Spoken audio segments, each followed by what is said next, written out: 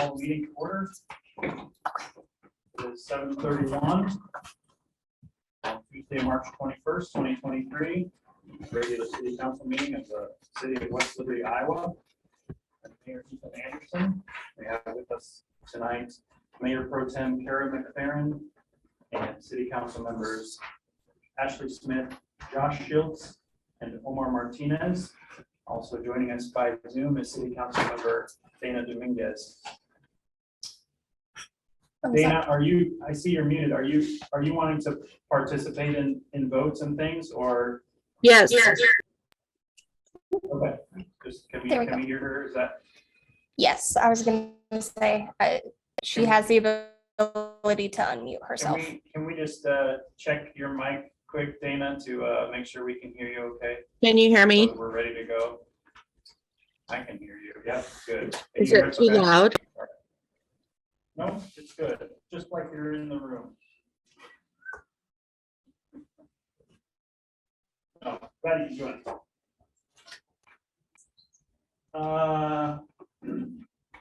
We have also with us in the room. When I do this, then I forget people. So I don't know if it's people or what, but from City Hall, City Clerk Geertz, and Deputy Clerk Shari Hoffert, Communications Specialist, let's say, Brittany Woodson. We have our Library Director, Alex Smith. We have Legal Director, Ken Brooks. We have our Police Chief here, Werling. Our City Engineer, Leo Foley. Leo, we kept you on the top tonight. Thank you. Our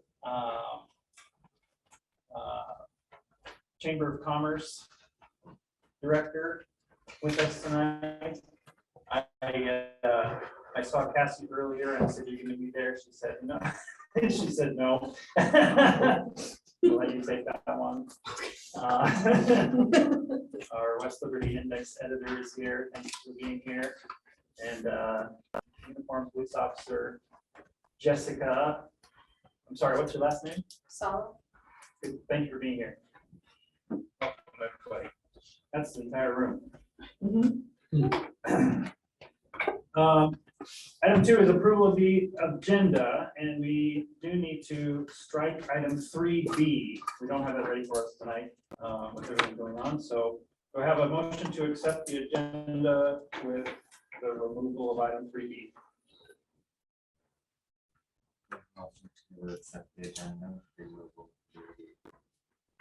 Second. Moved and seconded. Any discussion? All those in favor say aye. Aye. All approved, all opposed say no. And the motion carries. How are we going to do this? We're gonna have Dana. Dana, you're gonna have to unmute, or else we're gonna go 4-0. How about I will tell you when I'm a no? Does that work? Or do you want me to verbally say yes? We need an actual verbal yes. I was for you like, to there's count a it thumbs in up and a thumbs down on there. in the meeting. Okay. Okay. So Yes. are you? Okay. So the motion carries 5-3, which includes the council meeting minutes and the sewer report. Is there a motion to approve?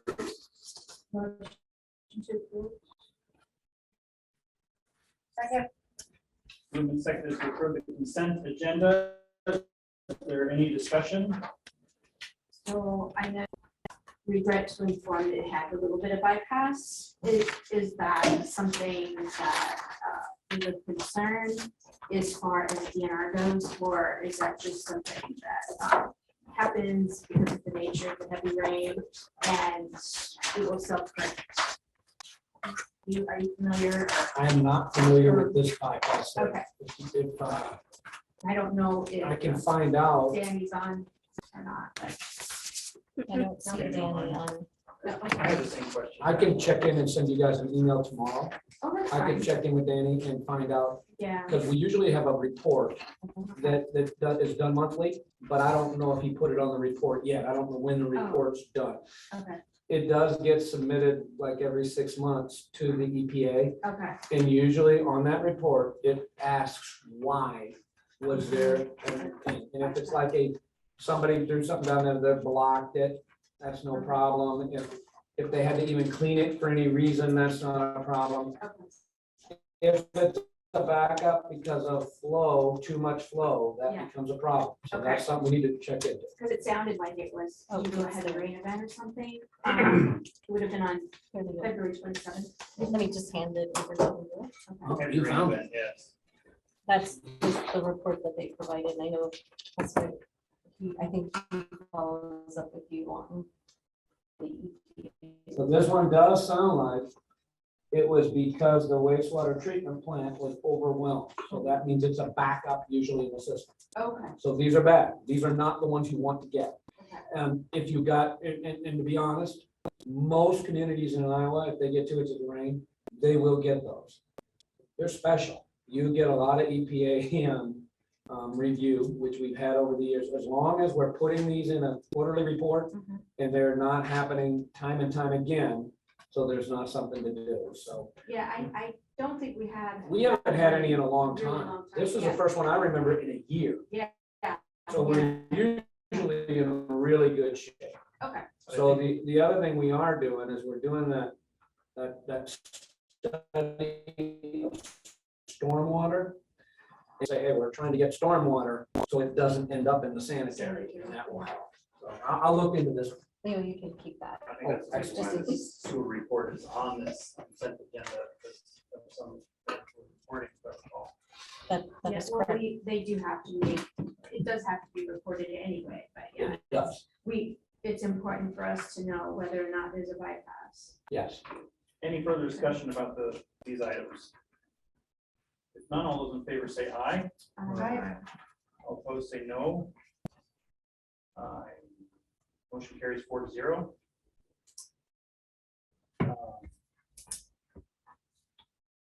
We'll move on to reports from city. Well, let's start with you, Mr. Foley. Okay, Rainbow and Maxon.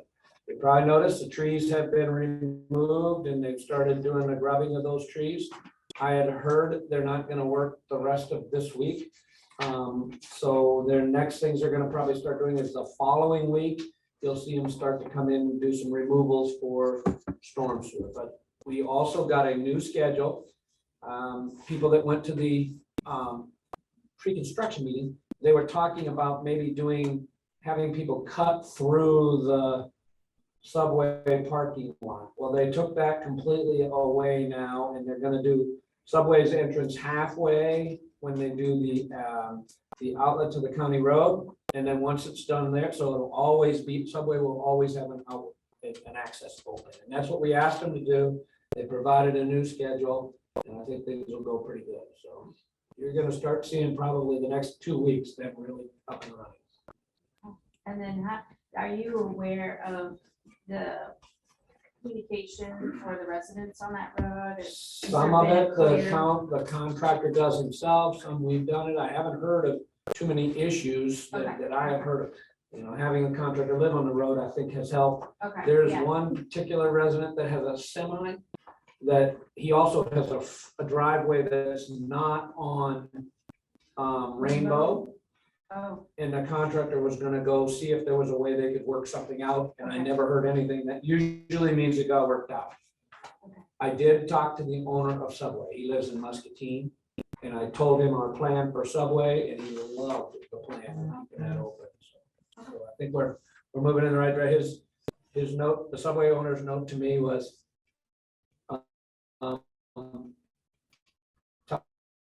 tell them to work fast and get it done.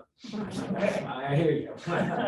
So that's You tell them that we're trying to sanctify sidewalk on both sides. you know what I found out though, during the heat of the construction, they get so much construction traffic in those restaurants, it actually helps them. Oh, sure. So we hope that happens. I know I'll eat there every time. I'll do my part. Well, number 2, We had a meeting with Ed and Dave and Danny, the water director, all inside looking at the well, trying to figure out how we can cordon off that area to make it kind of a well area. And surprisingly, we all came to, we had two alternatives. V&K had one that was originally planned and then one where Ed and Dave had given us some input earlier. We put it all on paper. And I think we had pretty much consensus on what it's supposed to look like. So we're putting that back down on paper and gonna send it back out. I talked to Danny today because I thought he was a little hesitant during the meeting, but he seemed to think if we turn the valves a certain direction so they're not in the way of people moving, he thought everything would be good. So I told him I'd get that one done. We were gonna submit tomorrow. We're gonna set the schedule for you tonight. But because also there's an electrical issue with, I'm not an electrical engineer, but I'll try to summarize. The issue was that we were planning on hooking up a 50 horsepower pump with a variable frequency drive, which means it doesn't take a big jolt at first, small, and then ramps up and ramps down. And we didn't think that would be any problem. We talked to BHMG. They wanted to do some more work because where we thought we could hook it up, they thought maybe they were almost at capacity. My electrical engineer said, don't be concerned. That's a big thing. They'll figure out a way to do a 50 horsepower. Okay, as you said, middle March. I know, I'm asking you for 2 more weeks. 2 more weeks. Okay, yeah. We'll come back to you. Okay. You don't miss a thing over She here. doesn't. Somebody's gotta believe you. Somebody has to keep me on schedule. No, but that was a good catch. To be honest, that was a really good catch. And Okay, we had talked to BHMG and told them, but I don't think we had given them the specific until recently. Now they have the specific, a couple of weeks to make sure we're on the right page. All right. That's all I have. Excellent. Mr. Mayor, I'd just like to add on to Leo's information. I spoke with communication specialist me today, and we are working on setting up a page on the city's website where we have that information tracked on the project. So we will tie in our social media page so we can have those both working together to keep community members. And I know Parks Rec Director Heath has also been in communication, and he's going to provide updates on the page for Park and Rec as well. So I have a just keep everything one-page going. document that I put together for bigger projects like in Leclerc and in Burlington that we've been using, and I've been showing that to other communities. I will send one. Perfect. You don't need to use that one, but I'll give you an example tomorrow morning and we can make that one work. Yep. Thank you. Great. And we would actually provide that every week. Good. Every week. That way, everybody that wants it knows kind of what's happening on that project. Perfect. I can keep that updated on the website. Yeah, that's great. That sounds wonderful. Just to keep everybody in the loop. Excellent. We have our other city staff reports here. Thank you. And by the way, I can't promise that we'll always keep his reports early in the meeting. I like it though. You feel free to. No, I'm staying this guy for a while. I don't know. Okay, all right. I'm nosy. The other staff reports here. Any questions from members of council for on these reports?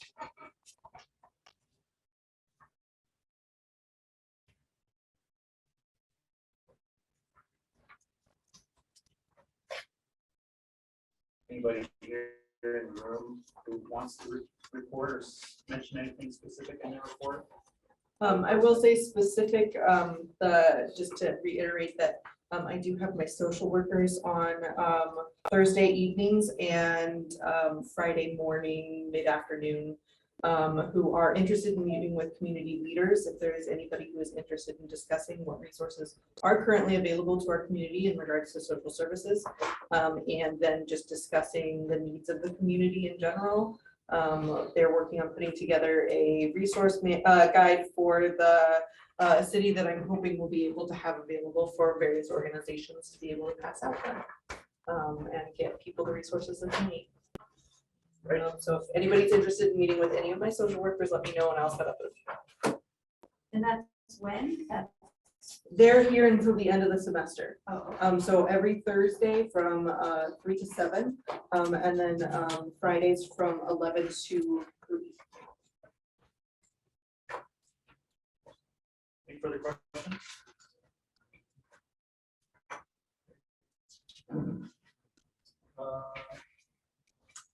City Clerk Geertz, anything to share with us at all?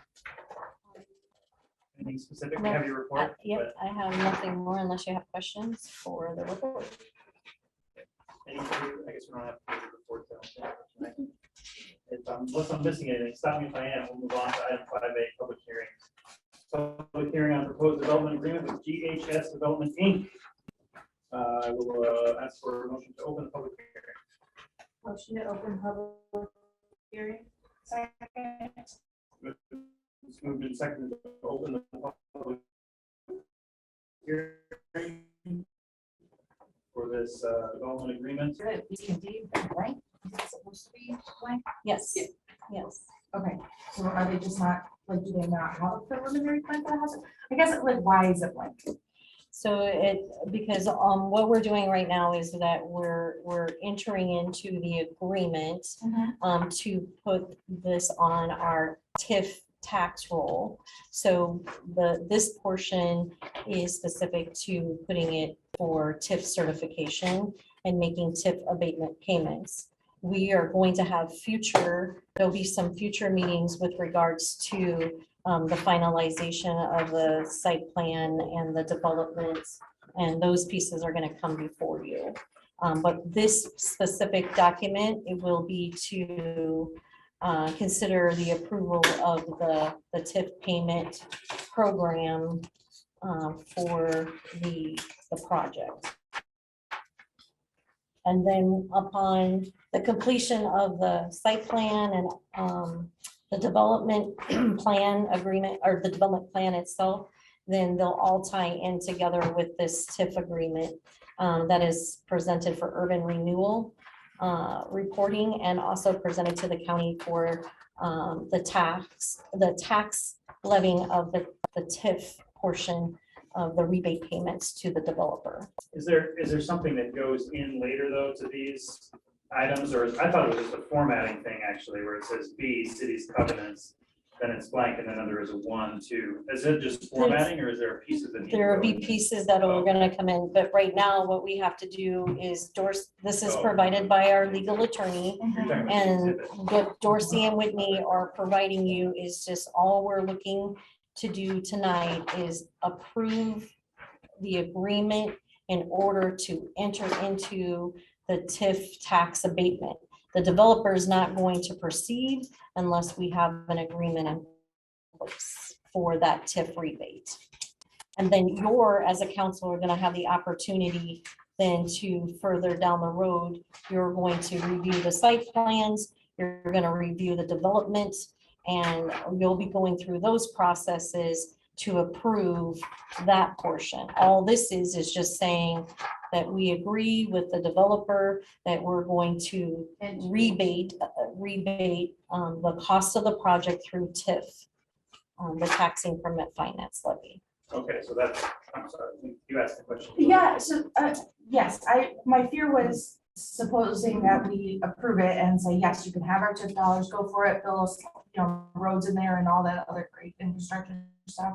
And then they do it and there is no sewer or road or whatever. Have we given away our TIF funding for something that didn't meet what we needed to? But you're saying that's not an issue because we vote on that stuff down the road. So those pieces are already, and I can pull Leo in, he's already reviewed that. So those are the standards of development. Okay. We have ordinances and we have a code within our subdivision. We have adopted the SUDA construction plans. And so we have pieces in place that are going to assure that those are done. Okay. Part of this agreement is saying, you're not going to get a rebate if you don't meet the development requirements. Okay, cool. Thank you for explaining all that. Yeah. So Councilmember Martinez and I were actually talking about this earlier this week as well. So help us clarify what pieces actually do come in front of the council for their approval. I mean, like the site plan itself comes at some point. Yep, so the, Or approval, so they can say, yes, we love this plan, no, we don't like it, please change this. You know, how much say does council have over the actual plan? that they have the say to send it back for further discussion. It's not a done deal until council has approved the specific development and the site plans themselves. Right now, your planning and zoning has reviewed and they've recommended, last meeting you went through where you amended the residential. And so the developer is ready to go with what they have in their preliminary. It's actually called like a final preliminary plat and the preliminary plans So for they move it. forward based on what they think Yes. is best, and at some Yeah. point that comes to the council to give a thumbs up or Yeah. or down or sideways. Yeah. Usually to the plans, B&K usually reviews, and then we send a letter back, usually either to the developer or the city, but always the city gets copied, that Mhm. says, here's what your plans meet the city code, the city specs, and here's where they don't. And we don't say you have to meet them, but we say they don't meet them here, here, and here. And then it's up to the city to decide. Sometimes the city says, well, you know, this isn't, this is a non-city road and we're not as concerned, or it's a city road and it has to be this. And so usually the city makes that decision. If the city and the developer get in cahoots, it usually always comes to the council and they're saying no, you know, or if they ask for some kind of a leniency on something. It usually Like a comes special before you. request A or. request. Mhm. Right. Yeah. Okay. And I mean, these are the pieces where, when you're going through those, as Leo said, he'll provide, and that's why so the engineer will provide recommendations, and that'll be a part of your review process. At that time, you also may have individual questions, and commonly what comes up is including our public safety to make sure when they're looking at it, do we have enough turnaround? Do we have the proper access for rescue vehicles? Right. You know, and again, that's a lot of the things that the engineer will review that ahead of time because they have the knowledge of what's required of Right. those developments. So does that help? That does There- help. Does that answer our question from this week, Councilmember Martinez? Okay, yeah, we were kind of wondering what the process together and didn't have the full answer, so thank you. What we can do is, and I'll just say, historically, what has been provided is a timeline of the development. And in that timeline of that development, this would have been an item within that timeline because we've incorporated the urban renewal. We've amended the urban renewal area in order to access the tax increment finance to rebate back to the developer. So that is, again, those are some pieces that are, you know, apart, but yet they have a separate process specific to what's required of the urban renewal process.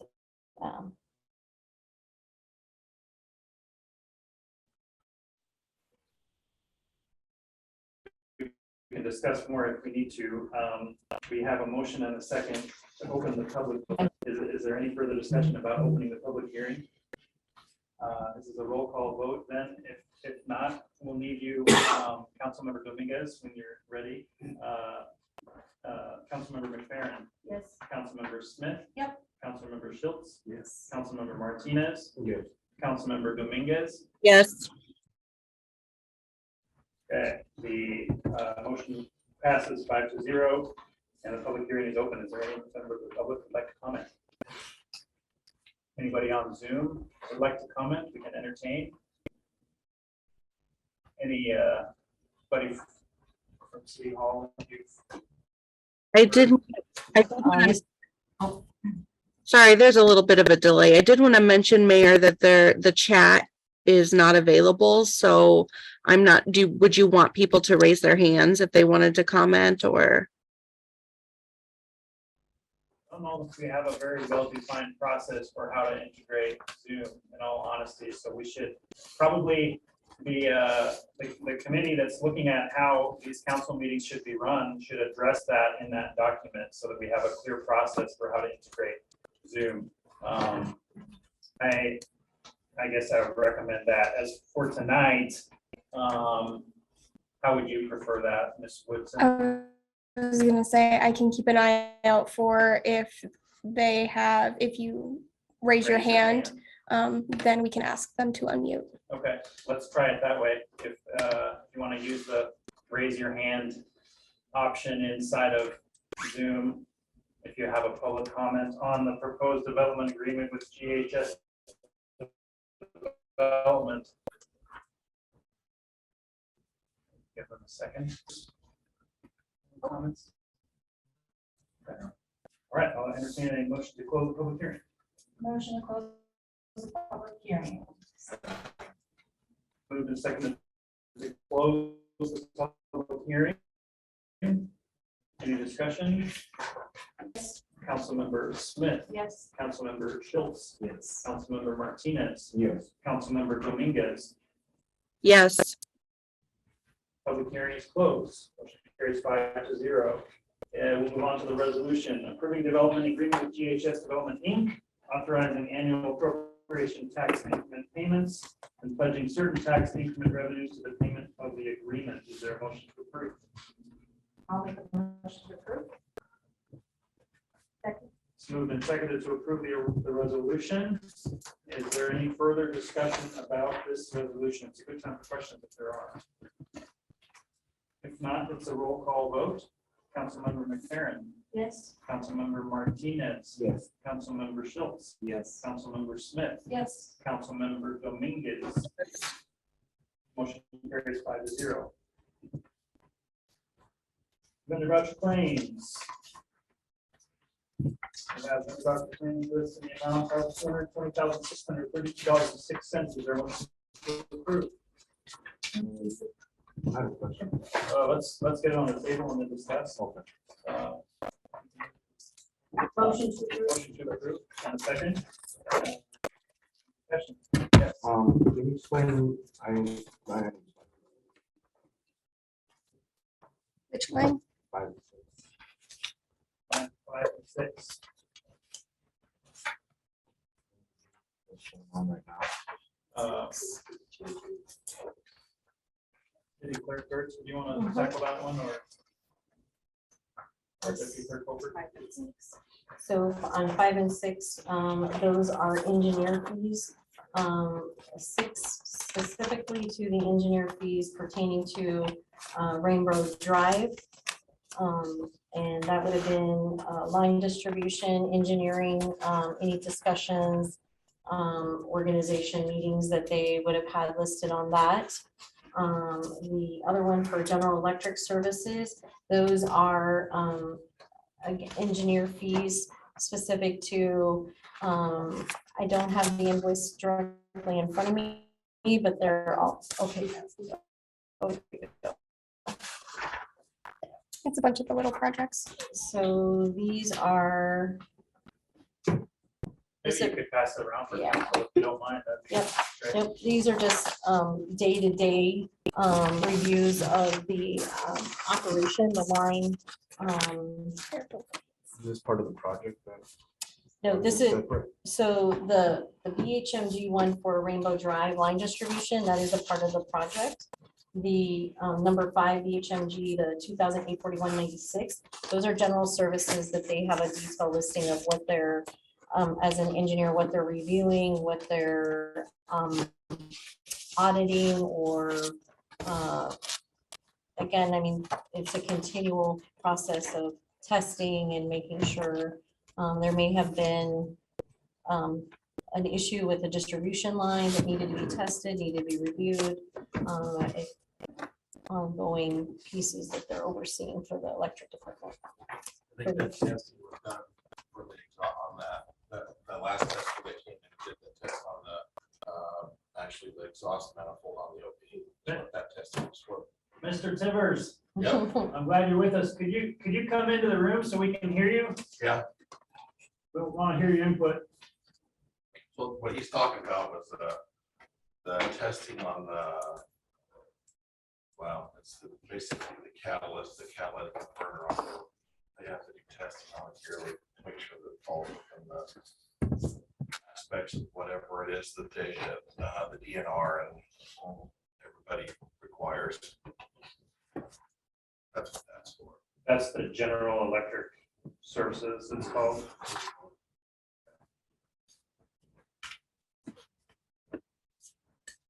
Does that answer your question? Okay.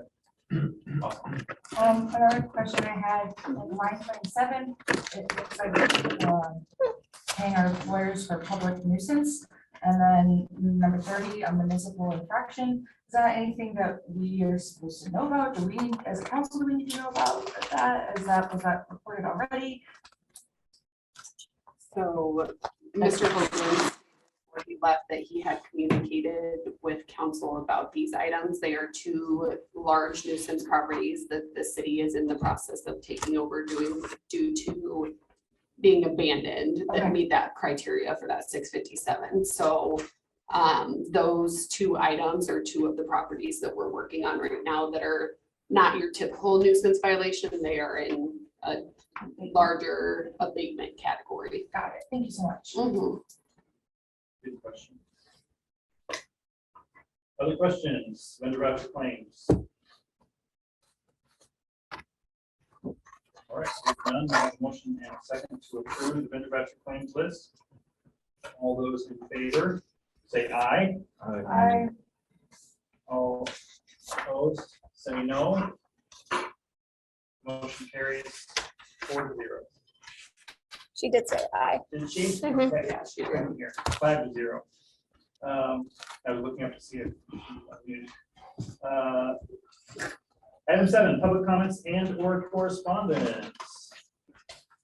So we'll move into that. Is there anyone in the room with public comment?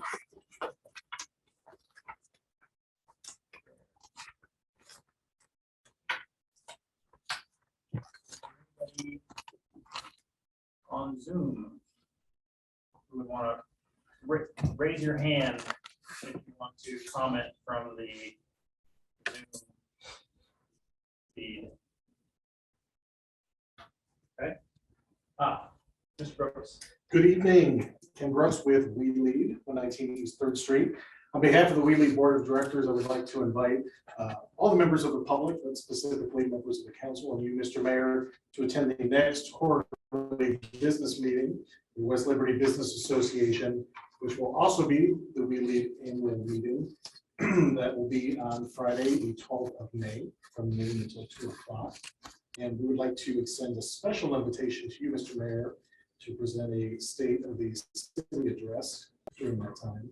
And ask that council consider working with the city clerk to post that meeting publicly so that all the council members can attend. I'm pleased to be there. Appreciate the invitation. And I'm looking forward to it. Very good, thank you. Thank you. So council, you're invited. I don't know if that's been done before, but I'll be giving the state of the city address on that day.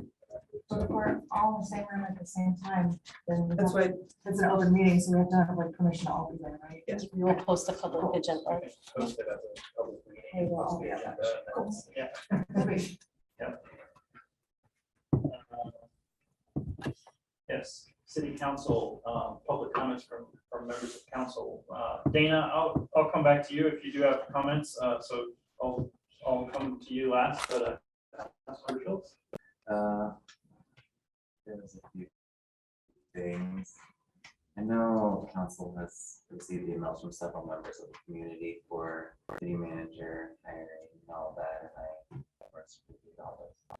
Appreciated all the comments that we received. I also had a community member reach out because of a pile of rock and debris and dirt that was kind of left over from snow plowing down an alleyway that kind of leads straight into her the front of her driveway. And I reached out to Adam Reinhardt, he sent a guy over to get that, and what was left over was kind of frozen, so they, I believe, just cleaned the rest up today as it thawed out. Which is great. And I've also been receiving quite a few comments about more speeding, especially down residential streets. I'm not sure what can be done about that. I know that makes me nervous as I see people speed up and down my street all the time as well, but Want to speak to that at all? So I appreciate that, and the officers are working on doing extra speed enforcement, and the officers also are already taking special care about school drop-off time in the morning and pick up in the afternoon, because that's when they're really trying to make sure people are following speed limits.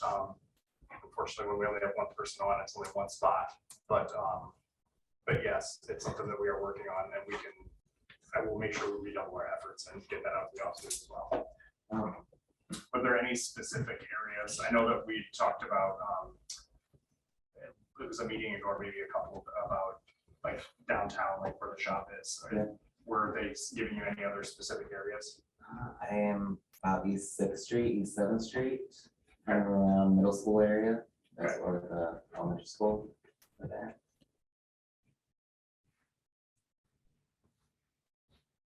If community members are noticing kind of the same vehicles and, you know, being aware of where they live and or just where they're at, would that be something you would like to be aware of?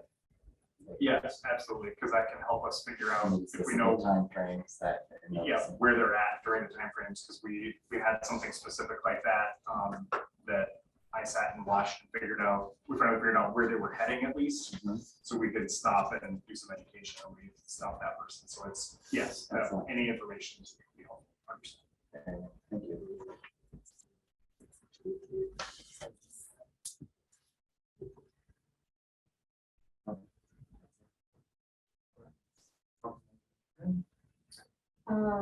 I too received, like Councilmember Schiltz, some email correspondence from some local members of the community in regards to the posting and the internal interview process for city manager. And then I also received a concern from another community member in regards to, I think it's Gibson.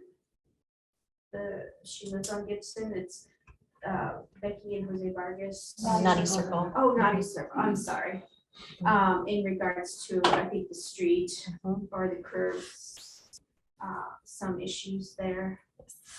And I noticed that, I think you corresponded with them already. Yes. Okay.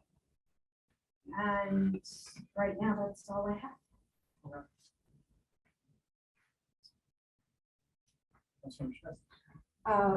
Yeah, we have received a lot of emails about the city manager search position, and we discussed them exhaustively last night in our closed session. Also, I was gonna mention the email from the Vargas family. The beginning of it says that they would receive notice that they needed to demolish the structure by April 1st. So am I reading it right, that they essentially got like a 30-day notice of we need to take down the structure, and is it okay to give them an extension on it? Because 30 days seems really fast, or can they apply for an extension? How does that work? So that actually comes from our building inspector. That is another one of those nuisance violations that's not handled by our nuisance officer. Okay. He gives them a time frame, but on there it does state that they can contact if they are unable to meet that deadline. Okay. So. And then the part with the potholes, or the gaps between the road and the curb, is that something that we as a maintenance need to take care of or add to our list, or how does that work? Like a running pothole list, or? So that would be we will coordinate with the street department. Okay. However, I know Ms. Vargas had requested to speak directly to council pertaining that. And so I had recommended that we could set a time aside for them on the agenda for April 4th. with the mayor and the council's approval. And then from there, we can get a full understanding and then we can direct to our street superintendent what we would like to see done. But if you want to expedite it and just have us send a service request directly to the street superintendent, we can do that. It's just, again, I was just trying to be respectful of the communication saying that they wanted to speak directly to council. Okay, thank you. Councilmember Martinez. Same as everybody else, I got a lot of emails. I want to say to the staff, reaching out and sending emails on how they feel too about the situation that we've been going through. I had a meeting with Allie a week ago, I think, and she has a lot of great plans for the library, and I think we should be very supportive of her ideas. Excellent. Councilmember Dominguez.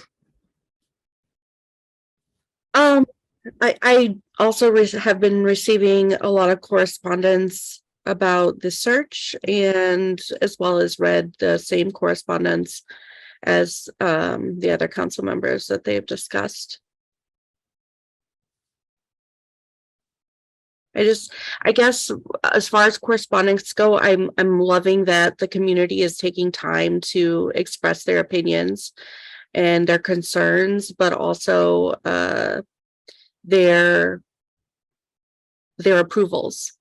Because in this position, it is you are faced with very hard decisions, and you are reminded that you represent the entire city of West Liberty and all who live here, not just a small group of people.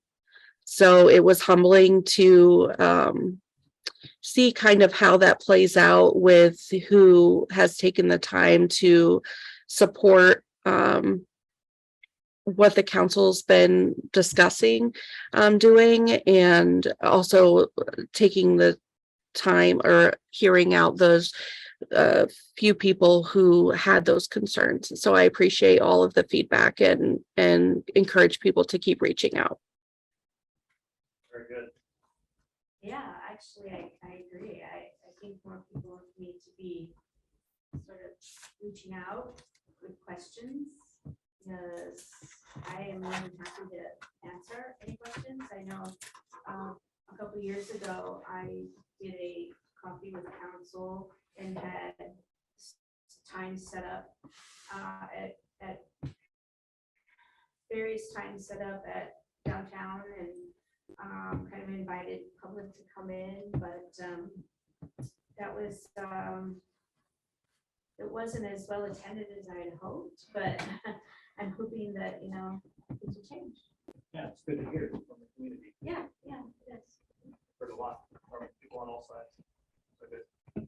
I'll mention just one that I heard from somebody who was hoping that we could still pick up leaves this spring, and so I don't know where we are with that, and I don't know if our street superintendent. He is not, but I did actually reach out to him today. There was a Facebook comment regarding that same thing. So they are hoping to receive the part they need for the leaf truck in early April. Okay. So we're getting close. The saga continues. Yep. Good. Well, I hope that they still could pick up some of them. And then I wanted to follow up specifically on the extension request from the Vargas family, because I feel like, can you explain a little bit more how that works? Can council can prove an extension then, if I understand it correctly?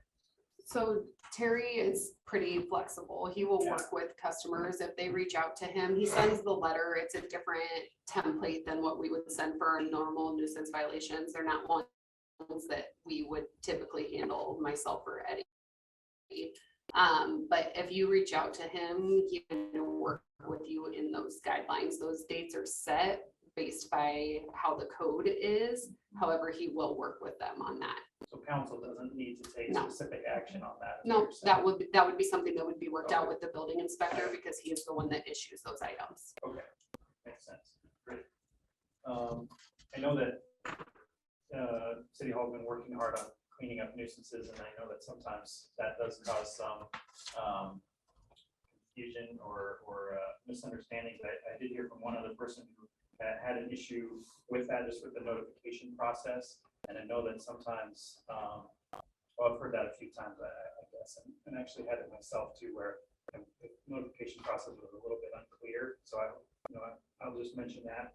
I'm glad that we're getting those things cleaned up. It's such a balancing act, right? We want to keep the city tidy, but also sometimes it's hard to, to get those things taken care of. So thank you for working on that. And I hope we can just make sure that the communication with the residents is just super crystal clear.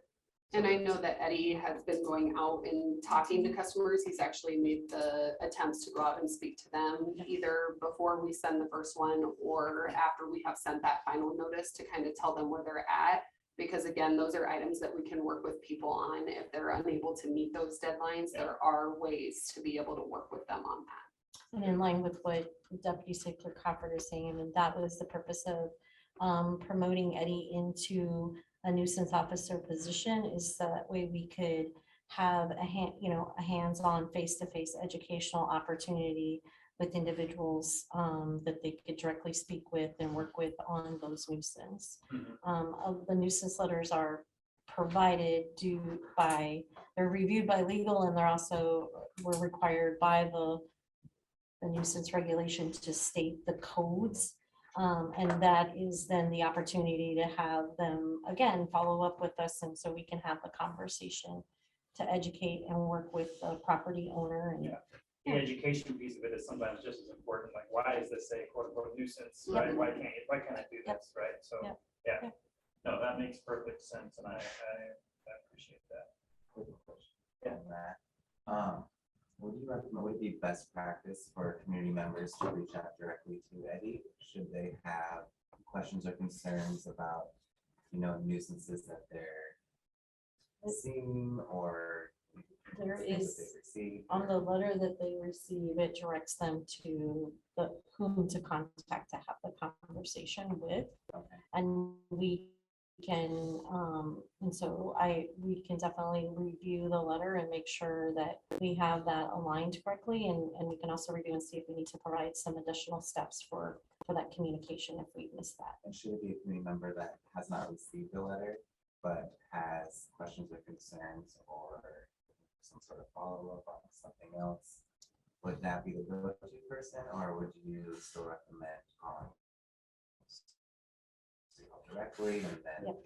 Yep. I would recommend that they would call City Hall directly, and then at that time they can request to speak with the city manager. City manager is not available, then they can move to the city clerk.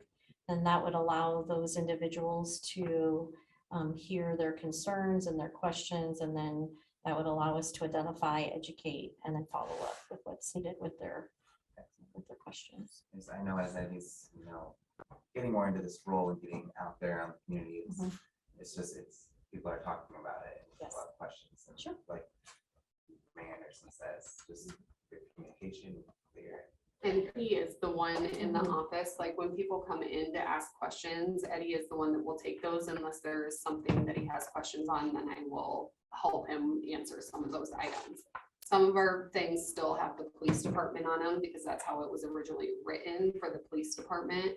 And those are items that we're going to continue to work through as we transition completely over to Eddie. He's still doing training. He's only had one portion of it. There's still other parts that still have to come.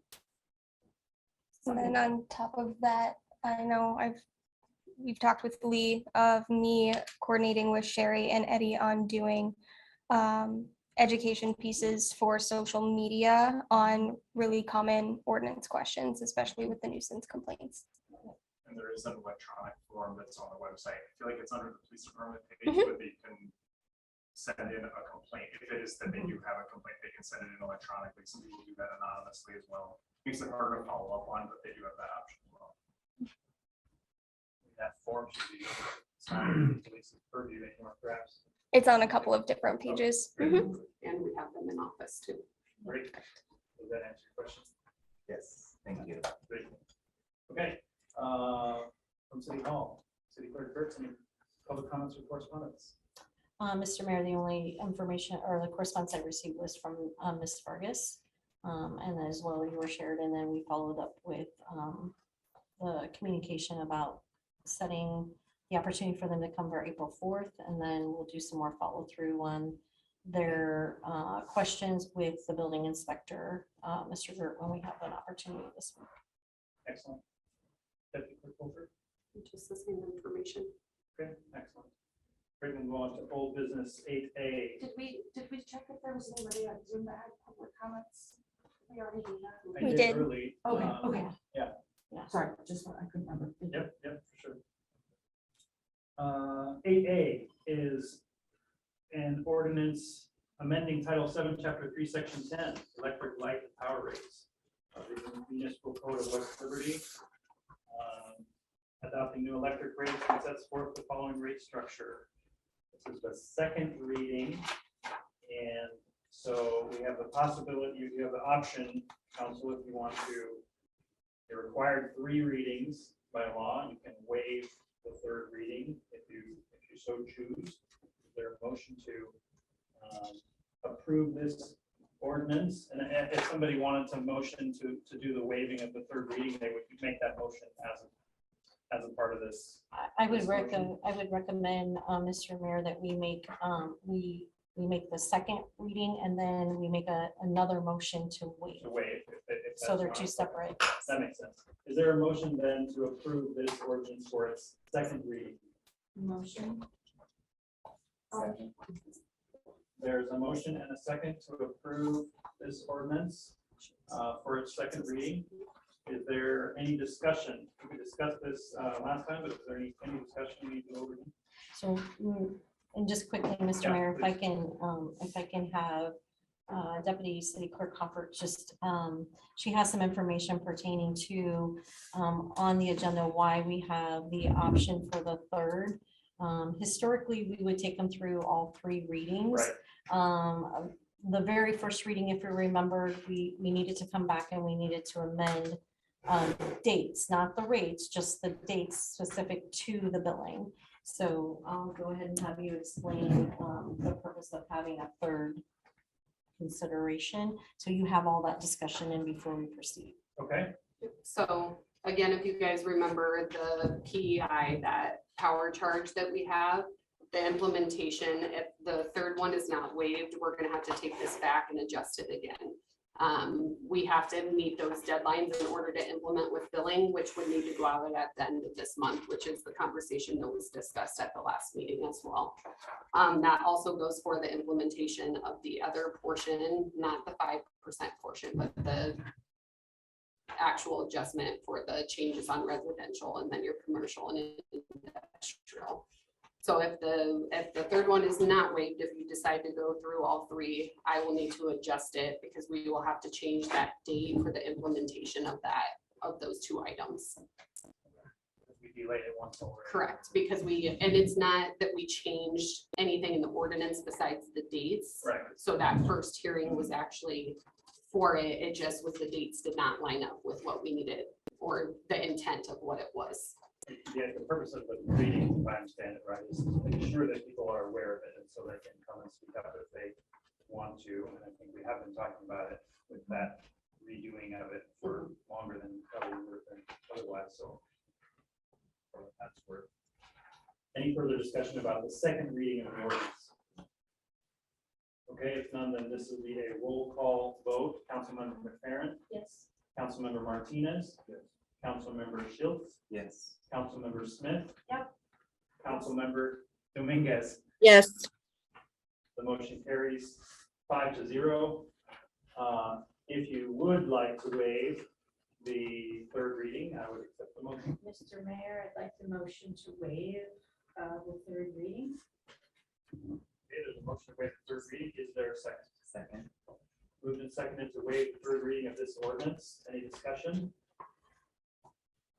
We'll do a roll call vote. Councilmember McFerren? Yes. Councilmember Martinez? Yes. Councilmember Schiltz? Yes. Councilmember Smith? Yes. Councilmember Dominguez? Yes. The motion carries 5-0.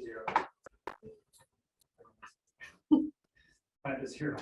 We'll move to new business, item 9A.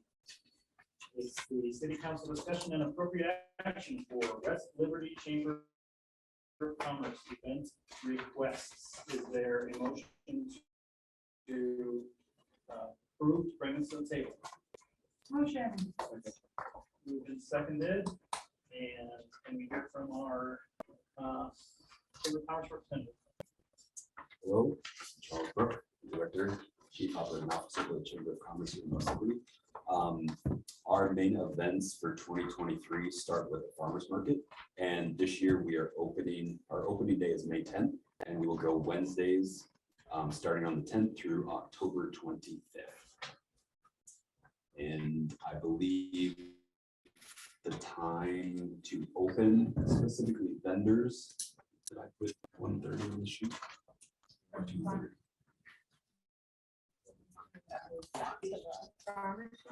Yep, it's on the back. It's the very last page. He sent it at a different, 1:30. The street closing time is at 1:30. And then the street opening time is at 7:30. And then the event starts at 4 and then 7. And I believe we asked the city for cones, and it's Spencer Street between 3rd and 4th. And it goes from the alley towards.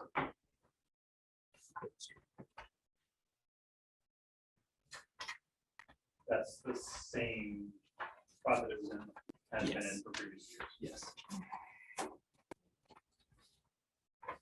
The only challenge that we have with the farmers market is vehicles. And that's the most comments that I get from our vendors.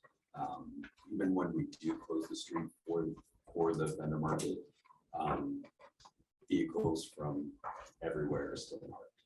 So that's why I don't know if it's me, but our vendor manager, the Madsons, Jim and Jessica Madsons, will either call the city. We will also post it on Facebook to politely ask them to move the vehicles, but that's our biggest challenge. But they're parked in the parking spaces on that. In the section. entire area. Is there a way that the officers could put some there? I know they've done for children's fest.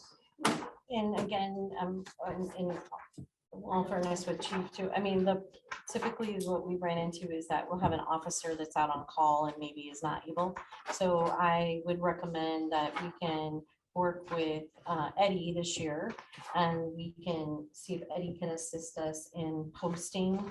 I know that the chamber has signage that will, if I remember correctly, they have signage stating, the event's gonna happen and the time.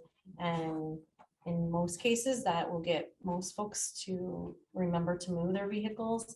But we can, between Chief, if you agree, we can coordinate with Eddie and the police department to assist in making sure that there's vehicles that are moved from the street for the event. Because that's part of our support of the event as well, is making sure that spaces are available. Cause I thought that when you had cones out with the little sticks in the cones and then the little paper parking, no parking signs, help people remind them that, oh, there's an event happening. And I think that's where the coordination needs to happen, that those should go out maybe that morning to remind people to move them in the afternoon, because by the time the officers would get there, the cars are already there. Yeah. If the officer is available and not on a call, then they have to stop, run a plate, get a phone number, make a phone call, move to the next car. And it takes a while. The vendors want to set up, and and it seemed like every Wednesday we were getting calls. And so there wasn't ever an officer available. So then the vendors are just trying to get around the vehicles, and they're just leaving them in there too, which then that person is stuck inside the farmer's market. So I think coordinating, getting out signage and getting out earlier would be really helpful, and the PD can help with that too. Is it correct that there's no parking on that street between like 2 and 4 in the morning? Do the signs say like no parking between 2 and 4 a.m.? On Spencer Street, in that block, I believe, yes. So- I think that is part of that downtown district, that's the no parking overnight. Yep. So feasibly at 4 a.m., could we put cones in all of the, on a Wednesday morning, could we put cones in all of those spaces so they're not parked in all day long? Like thus preventing having to call and move the car? Yeah. I mean, that's not my favorite time of day, but and somebody's already working. Yeah, I wasn't volunteering myself. We'll call council members to say, hey, it's time to go. 3:45, get out there. Yeah. So and I think that's a good idea, but we have ran into problems in the past is that because it's a public street and there are other businesses along the street, we also have to be good stewards to make sure that their businesses have, because it does fill up in the downtown area with parking. And typically that's been the problem, is that the individuals that are parked on Spencer are customers to the businesses there at the corner. The only one vehicle that we typically had every time was a business owner. And as soon as he saw us come to the door, he was like, oh yeah, but, so, I mean, I think we would also hear some comments from business owners downtown as well. And I think that's just that balance that we're gonna have to work and create with those. So making sure that the businesses have customer parking as well. With the restaurant and I know the restaurant, the massage, and there are a couple other businesses right in there that have a lot of heavy traffic, especially during the lunch hours. So that would be my only recommendation to council to consider. And I agree with Lee, and I think your idea is when the officers could put up the reminders that maybe are in the easement that says, hey, don't forget, it says the farmer's market at the time, and it's no parking during that time. So it's the reminder, so when people come in the morning to park, then they say, oh, I'm gonna have to move it later. And we can try that and see if it works and evaluate it. But we can definitely help with that. And it would be helpful probably if they were in Spanish as well, like alternating English and Spanish. So do we have signage like that to put up? That was the signage was created by the Chamber of Commerce, or actually it was, I believe, created by the coordinators with the farmers market. I think They have signage. Yeah. But I have a board meeting on the 4th and I can ask for signage in Spanish. That would say the exact same thing. But I will coordinate with them if they're also getting the information, because they're the managers of it. I have a question. We do this every year at the same time, the same place, on the same day, right? More or less? The farmer's market? The farmer's market. Yes. Farmer's market. It's always Wednesdays. I mean, Permanent signs. permanent signage. Could you do The permanent vendors have signage? asked, and I said, that's gonna be a hurdle that I don't think it's in my. I don't know. so. It would be an ordinance, and it'd be a use of the right of way for permanent signage. Let's do it. Well, providing that It's the not- farmer's market Well, a permanent institution. I would just ask that we can review that and have it best prepared. Because there's a little bit more to a right-of-way ordinance and signage than just saying we can do it. We just gotta make sure that we're not violating an ordinance that's in place. Yeah, makes sense. I'll make a Street note for, is- we can review that, because it's we like a have farmer's the, market. we also have the stop sign. And We have the stop sign from the last meeting that is need of review with, along with the ordinance for that as well. So we can coordinate those pieces, so. Absolutely. That's why we need your wisdom and experience to help us understand the best way to go about it. Thank you. Sounds like there's a plan then for signage, dual language signage to go out for that portion. Okay, what else? So next event is the Muscatine County Fair Parade. It is this year, falls on July 16th. And it will again start at the Muscatine County Fairgrounds.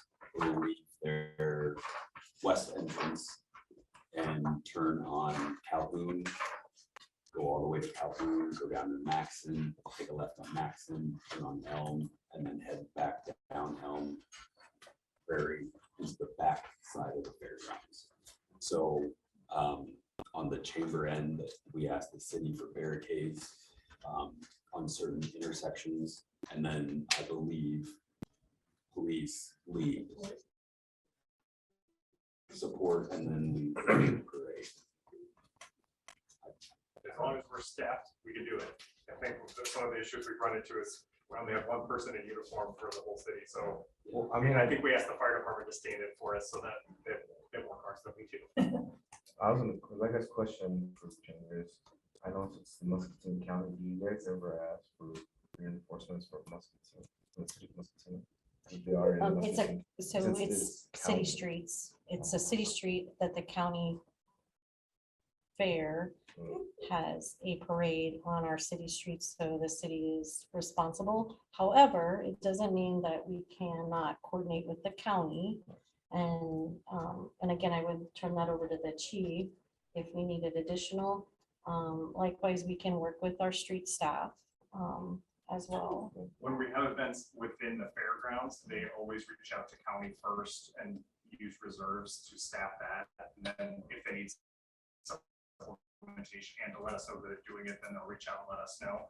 But when it's fair stuff in the fairgrounds, they've got it, county's got it covered. I just kind of seem it unfair that it's Muscatine County and what's the responsible for everything else. And I figured, you would have some We'll support. take all the help we can get. Yes. They're typically there at the parade, Yeah. in the parade. Yeah. To the county sheriff's office and find out if somebody would be available to come up for that Sunday? Usually when we have bigger events like this, we let county know and they put somebody out closer to us. So that way we've got a little more support, especially if we have one car that's driving in the parade. So yeah, Right. I will reach out. And they do participate in the parade themselves. Good. So usually the sheriff and, yep, they're, And the barricade specifically, only because I remember last year, the fire department needed to get out in the middle of Calhoun, so. Yeah. Excellent. Is the same day, next event is Picnic in the Park. This takes place in Kimberly Park. Typically, it ends right, or it starts right after the parade ends. So typically, last year, our parade was an hour and 15 minutes long, so everyone typically just heads over to Kimberly Park, and then Picnic in the Park starts whenever that is and goes until about 5 o'clock. Last year, we had 11 vendors. The city works with the pool, and they have free swim from 3 to 5. But other than that, we have entertainment. And hopefully this year we have maybe a band, maybe a jazz band, I don't know. But we'll have vendors filled all the way down to the playground area for food. And then vendor parking is at the last kind of area in the back. We did not have issues last year, but the year before, there was a lot of feedback with, and we needed police help, I believe, in 2021 with some of, it was not vendors, but all of a sudden there was a party. yep, it was Participants. Yes. And I do want to say Dana is raising her hand. Thank you, Brittany. Mayor, can I speak? Yes, please.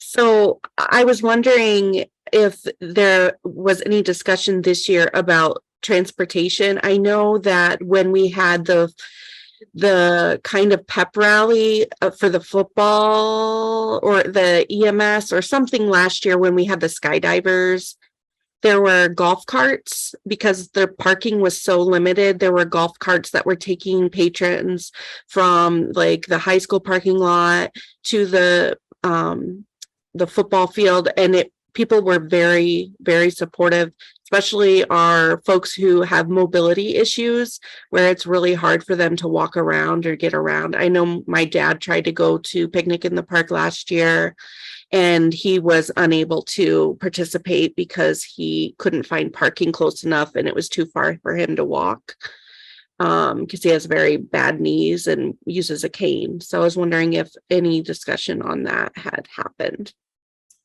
So last year we had 2 handicap areas. One was south of, or not south, but north of the shelter, enclosed shelter, and it filled up very quickly, and it was all handicap. Beyond that, there was a spot next to the shelter that is already paved, and that was available for anyone dropping off. Beyond that, it's a walking distance from anything else. I have inquired about transportation, and our insurance with any of our events has kind of put the kibosh on any type of transportation, handling individuals, driving individuals, because then it lands on us. And then with that, they've kind of X'd all of our transportation, even for holiday open house, all of it. Unless there is a volunteer with a volunteer golf cart.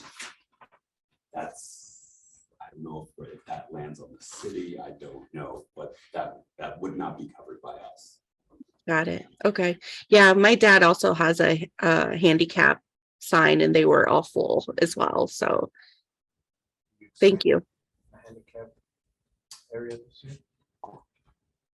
I don't know where There's we nowhere would to go. Would there be an option to work with the school district to use that grassy area on the southeast corner of the football field? Oh, I think right. they already use that, because it already says public parking there, right? Yeah. Maybe section off like part of the fence line where the gate is, so you can, that way it's not so far out.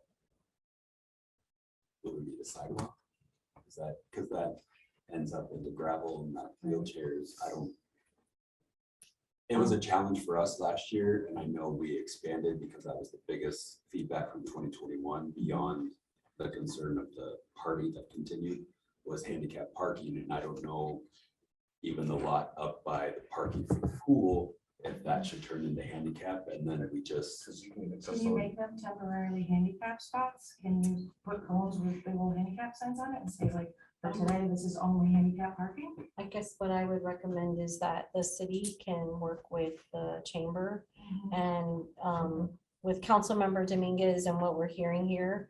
I would just say that when it comes to those logistics, we can work and coordinate with the chamber and see if we can assist in accommodating and maybe creating more barricades specifically for the area in the front of the pool, based on what we're hearing, so.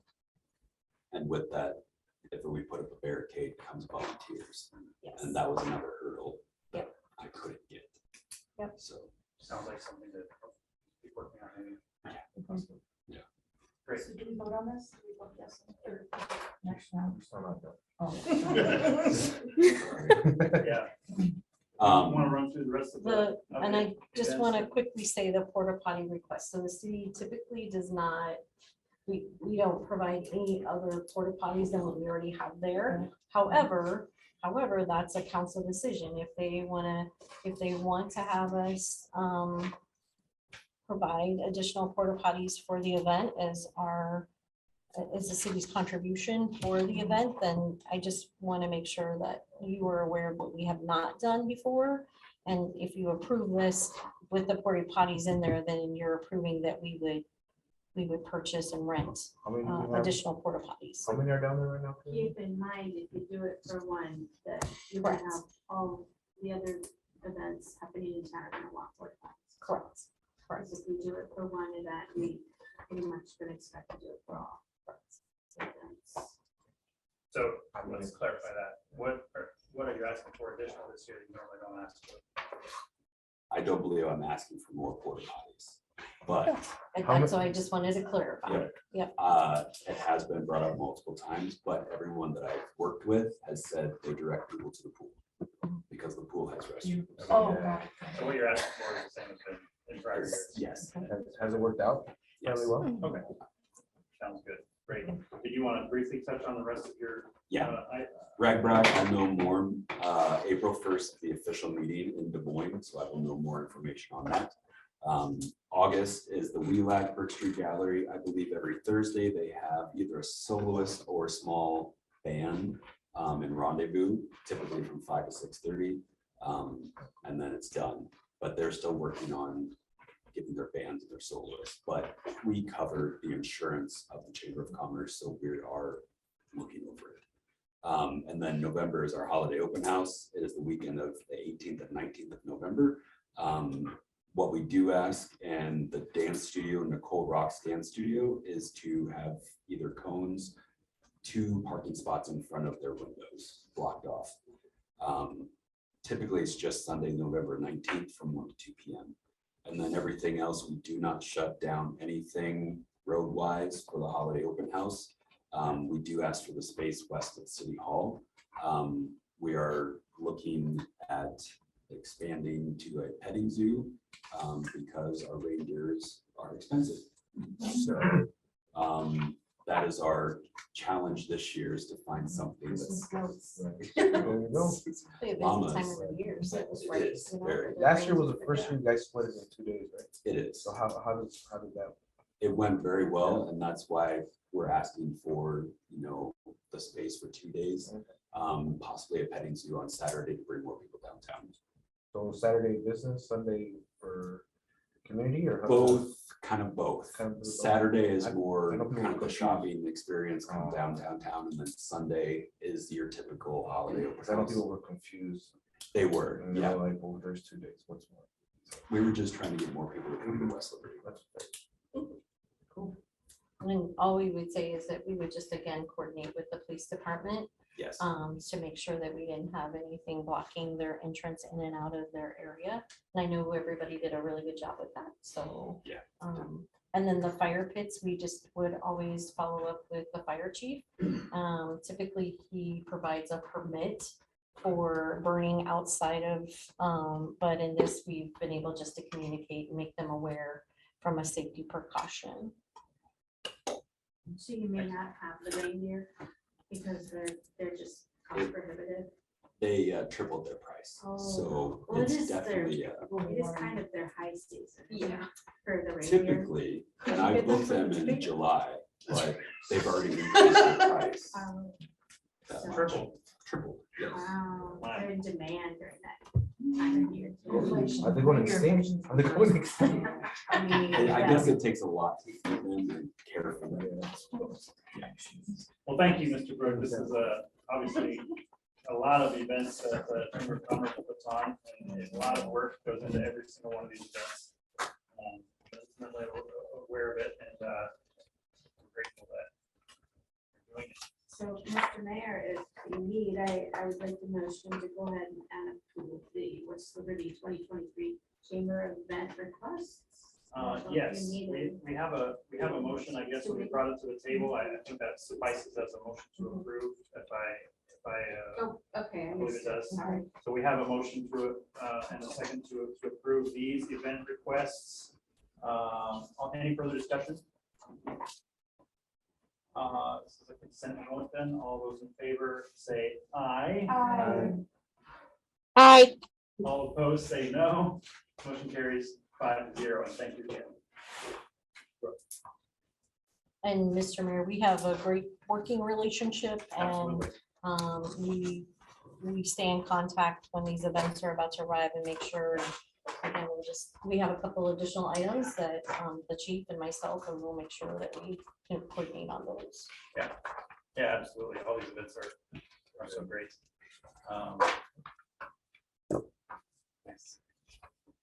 Thank you, Charles. My daughter sold food at the farmer's market last year. That was a good experience for them. We'll move on to item 9B. This is a resolution to consider approval of Nicole and Robert Rock West Liberty matching grant reimbursement in the amount of $19,362,000 for 314 North Calhoun Street project. Motion to approve. Second. Moved and seconded to approve this resolution. Any further discussion? Everyone familiar with this process? The city has a matching grant. We've done this a bunch of times. So far, right? Just mentioned, yep. You probably have before I have been here. It's through your tax increment finance program. So we levy $100,000 on an annual basis to allow, at this time currently, it's focused on the downtown district for business owners to apply for matching grants for improvements to their buildings. And I believe I provided my report that we will have an update and we'll provide the dollars, everything that's been updated, how many projects we've completed, and then remaining funds for the rest of the year. And I will work with Wheelie Director Ken Brooks on that piece, to have provide for you here in April. This is a really good program that the city is doing, that it makes it work so well for building owners. It's set up really well so that it's easy for the building owner to make improvements to their building. I've received one of these grants myself, in full disclosure, or it's allocated for our building. And yeah, this will be a roll call vote. Is there any further discussion about that? Okay, Councilmember McFerren, Yes. Councilmember Martinez, Yes. Councilmember Schiltz, Yes. Councilmember Smith, Yes. Councilmember Dominguez. Yes.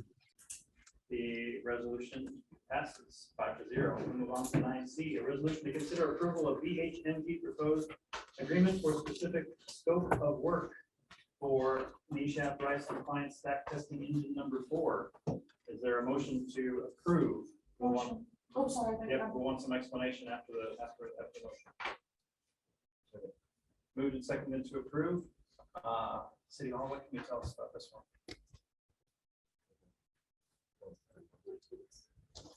It is testing reviews. Catalytic for check the settings on. Emissions. Testing the exhaust of the catalytic converter that they tested. Omar was talking about earlier. Yeah, they have to come in, hook up testers to the exhaust, gold start, hot start it, check it for emissions, make sure it's below the standards. Down in the building, right? Right. It's, as I've It's a seen, it's a 5-year regulated compliance Mhm. Yeah. testing that we're required, and the We don't do engineers it, then we manage. have to get emissions. Is that cost typical of what it normally is? Yeah. Any further discussions? This will be a roll call vote. Councilmember McFerren, Yeah. Councilmember Martinez, Yes. Councilmember Schiltz, Yes. Councilmember Smith, Yes. Councilmember Dominguez. Yes. The resolution passes 5-0. Thank you for your explanation. Sure. Item 9D, a resolution to clarify ordinance 18A4. City manager shall possess a college degree in public administration or related field and have 3 years of experience in city administration, or shall have a minimum of 8 years of practical experience in city administration. This has obviously been a topic of great discussion, this entire thing in the city. And we had a marathon meeting yesterday to review applications for this position. It is still being finalized, but the council has decided that they want to offer this position to City Clerk Geertz. And it was a unanimous decision after a long and definitely a lot of discussion was had. It was not reached easily, but that was a unanimous decision, and that's here. There has been a lot of communication from the public about this, and that is great. And definitely we want to continue hearing from the entire community. It's interesting being behind this table, isn't it? Because you hear from everyone. You hear from everyone on all sides of this thing. So that's always really good. We did want to clarify this ordinance that the city code has. It seemed like the city council had a consensus of how you were reading this ordinance was that the requirements were either a bachelor's degree and 3 years of experience, or alternatively 8 years of practical experience. It was written in kind of an ambiguous way in the code, and so our legal counsel recommended that we do clarify that. So if you look at the second whereas on this sheet, you'll notice that it's basically there's a semicolon and then the word "or" is capitalized to clarify that that's the way that you as a council is reading that portion of the ordinance. We did have 3 applications for that position. One did not have a bachelor's degree or the requisite experience. One had the requisite experience and one had a degree and the requisite experience. So, it's easy to get a range of those applications, and it's good for council to clarify this, not only for this time around, but as the city moves forward, you want to clarify exactly how you're going to look at it, right? So that's why we're here. That's why we're doing this.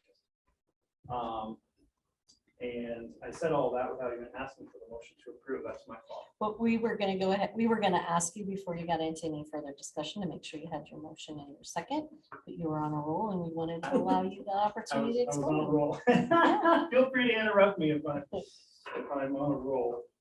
Is there a motion to approve this resolution? Motion to approve resolution. Is there a second?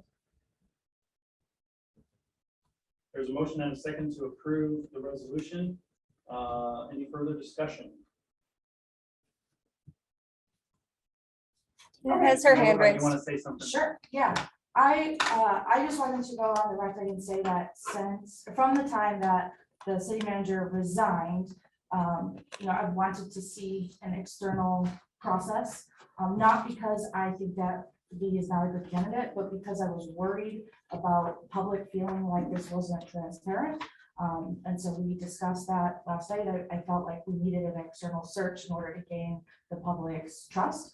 But in order to have a consensus and move forward, the rest of the council didn't feel that way, and that's okay. Like, that's what votes are for. So I just wanted to say, I think that there are people that think we are changing the words of the law, and it's not none of the words are changing.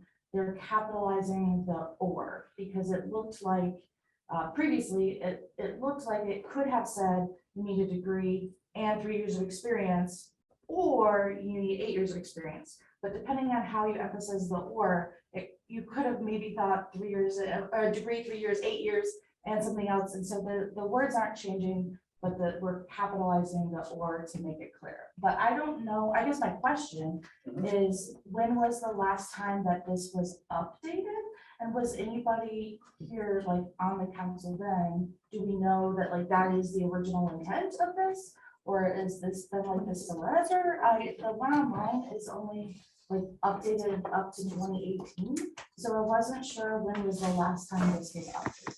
Not sure the date on that specifically, but what I do know is Mr. Mayor, it's in your resolution. uh, That was the date that when the job descriptions were adopted. That is the date that the council stated that what language. The 21st of March. So it's not like we're changing the words of a Mm, long ago council. no, Okay. that's No, that's the the- job, first, you're it's looking- Oh, you're looking I'm sorry, at the first, yeah, 2020, the 20, Oh, December. December Okay. December 1st, 2020. Yeah. 2020 was when that was. correct. And this is a little bit of this is just to clarify the ordinance. It's not changing the ordinance, but to clarify the reading of the ordinance. And my understanding is that some of this is going to be cleaned up even more during a So recodification So process. it's currently in the recodification, part of the part of the process of the job description, the wage matrix, the evaluation process, the program that was approved in 2020 was geared toward the recommendation of codification to remove from your code of ordinances job description terminology from your code of ordinance. But the codification has not been, is still in a process, has not been completed. And that was the perception at the time that that resolution was approved by the council at that, is that that was the preferred preference. And again, the purpose intended for what's currently set in code, because really the job description is in line with the code, and it's just based on perception, is I believe is what the purpose of your resolution is to make sure we have a clarified Right. what the perception is to be. It's to clarify the reading of the Yeah. current ordinance. And so what you're describing is, just to take a step back for that, to describe like the recodification process, I'm just been learning about this, correct me if I'm not saying it right, but the code that you read online doesn't get updated instantly when you pass a new resolution, right? And so I'm hoping actually that that can be sped up, but adding the ordinances that council has passed to like the online record, and also in addition to that, kind of cleaning up the company has been contracted, I understand, so you go through and kind of modernize a lot of the code, even things that haven't been addressed by council, so you would be able to review it and compare it, and it kind of modernizes a lot of pieces of it at once. And one of the things that is being recommended as a part of that is to remove these specific types of things out of the code and just put it in the job description, so it gives you more flexibility basically moving forward. Did I say it right? And Mr. Mayor, just so you're aware, Dana also has her hand raised. Yes, Councilmember Dominguez. Thank you, Mr. Mayor. I just wanted to, a couple things actually. Number one, I wanted to give a shout out to Attorney Bill Tharp because he's the one that brought this to our attention. I know he's been very vocal about many things in the past couple of years, but he did take the time to write the council to discuss how important it was that our wording was right. He expressed not wanting to waste taxpayer dollars. And so I think the investment of having our city attorneys having to look at it once again, it was worth it this time. So I wanted to say thank you, Mr. Tharp, for bringing that to our attention and for the education, as always. Secondly, I wanted to just let everybody know, kind of going on to my last comment earlier about how it is humbling to serve, to be a public servant, to hear from many voices. Mayor, you said it. It's different being on that side of the table, right? You get to hear so many different sides, so many different opinions, and you know, as someone who really has taken excruciating amount of time, over a year, of trying to build my own knowledge and my own education and my own skills in being a good representative and being able to bring people with different opinions together and move forward. This was one of the hardest decisions I've had to make as a council member. And not necessarily because I was, I doubted my own perception of whether or not City Clerk Geertz could be a good manager. I think that she has proven to many of us who's been able to work beside her that she does have what it takes to be a good city manager, a stable city manager, and her dedication for the city has been there for many, many years, but also personally to take the time to look at this ordinance and to make sure that it is clear. I hope that it sets a precedent that you can come and work for the city of West Liberty, and that there is a pathway to that director level or that leadership role if you don't have the proper education from the get-go. Because I, for one, have experienced having to take twice as long doing the same work as other people or more before I got to my director position because I didn't have the proper degree. And many years, people telling me that I shouldn't apply because I didn't have the proper degree. And it takes a very strong person to continue being dedicated and loyal to that organization when that does happen. So I very much personally appreciate your consideration of clarifying this ordinance for anyone else who might see themselves in those shoes. Thank you, Councilmember Dominguez. Is there any other comments that anyone would like to make about this? So, if not, then Is there any further discussion at all about this resolution clarifying ordinance 18A4? If none, would this be a roll call vote? A roll call vote. We have a motion and a second to approve this resolution. Councilmember McFerren, Yes. Councilmember Martinez, Yes. Councilmember Schiltz, Yes. Councilmember Smith, Yes. Councilmember Dominguez. Yes. The resolution passes 5-0. I'm sure there are still many people who have things to say about this entire process, still in process, but where we are now, and just encourage you to continue reaching out to council with your thoughts about all these things. It's important to just have open lines of communication. We'll move on to item 9E, setting the date for public hearing on amending zoning R1 to R2 parcel H for April 4th at 7:30 PM. This is for the BIC development. Does anybody, can we have a motion to approve or set the date? Motion? Okay, there's a motion and a second to set the date for the public hearing to April 4th.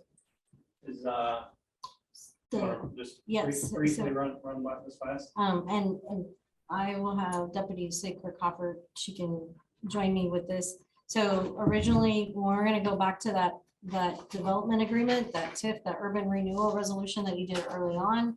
So this, it's stated as the BIC development, but it is the organization or the business there, the GHS, who is actually the developer of BIC property.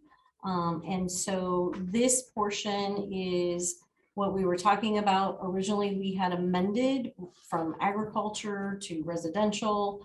And recently there had been an update to the development plans, the site plans, and now they had brought to the planning and zoning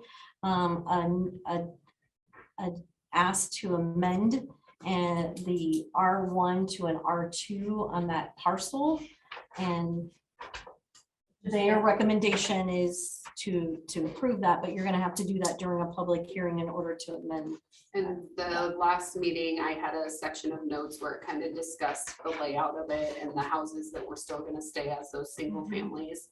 And that is part of that second portion of that development agreement that will be in there. So you guys will be able to see that. You'll be, when it comes to you guys for that portion, you'll be able to see the section that you would be changing from the R1 to R2. Is it the shape? And so what's in the bright pink is Correct. what we're changing. Correct. Yep, the rest of it will stay the same. And then when we get to that meeting, I will also bring those notes back so that you can see the differential of where the single family homes versus the zero lots will be. And the R2 is just so that it's multifamily is allowed, is that what that, or there's potential? for So the lots are a little bit smaller than what they had originally looked at, like when they were originally putting it together. So it's going to allow them, it's not going to be like duplexes and big multifamily housing and stuff like that. It is going to be more like zero lot lines. Yep. Okay, but they're in like double, they're like zero lot lines where you have 2 units side by side. That from the sounds of the original discussion, when he was talking to Mr. Hoagland, that is what it sounds like. Okay. But there are still ones that are within that parcel that will still be single family homes. Oh, okay. So when we have that meeting again, when we come back to discuss that, I will bring those notes back because it has the lot numbers that will actually stay single family. And those were in the notes the last time for the meeting when we came for the urban renewal portion of it. Because I know early on, didn't he also bring up the possibility of having the 4-unit structure? He did, but I don't know if that's in there now. Okay.